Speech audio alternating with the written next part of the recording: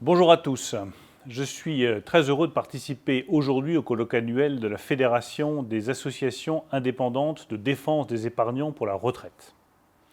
Je connais le rôle central que vous jouez pour mobiliser l'épargne des Français au service de notre économie et de notre avenir, en défendant la stabilité, la confiance et la protection qui sont nécessaires au développement de l'épargne financière dans notre pays.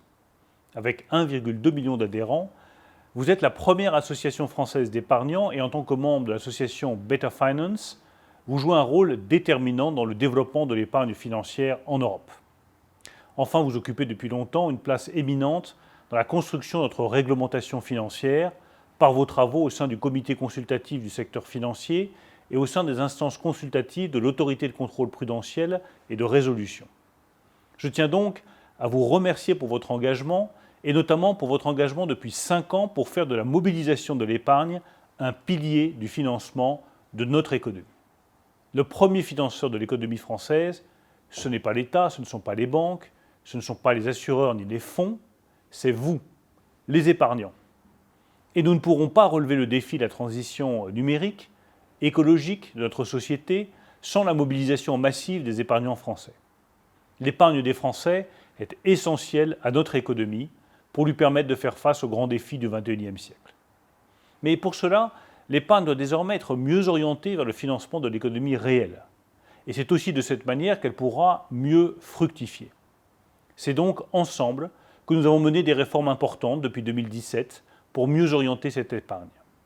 Nous avons d'abord permis aux Français d'accroître leur épargne financière plus facilement, en transformant l'impôt de solidarité sur la fortune en impôt sur la fortune immobilière, en instaurant le prélèvement forfaitaire unique sur les revenus du patrimoine mobilier et en créant le plan d'épargne retraite qui permet de mobiliser une épargne de long terme et qui est un immense succès.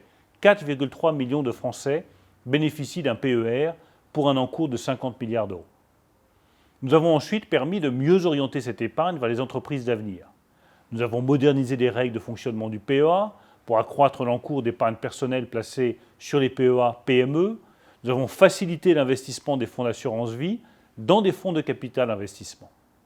En troisième lieu, nous avons permis à l'épargne d'être plus responsable pour mieux servir notre collectivité.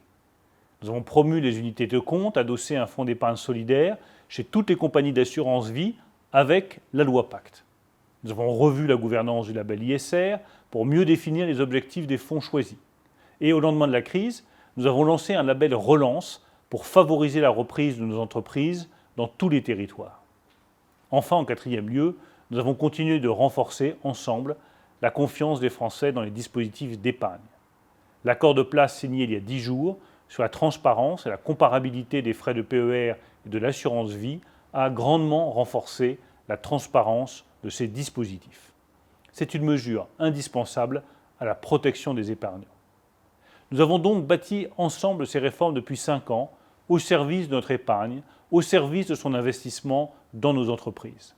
Et c'est ensemble que nous portons désormais ces combats sur la scène européenne au service des épargnants français et de ceux du continent.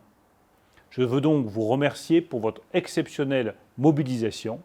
Nous avons maintenant une mission, continuer et accélérer en ce sens. Je vous souhaite à tous un très bon colloque 2022.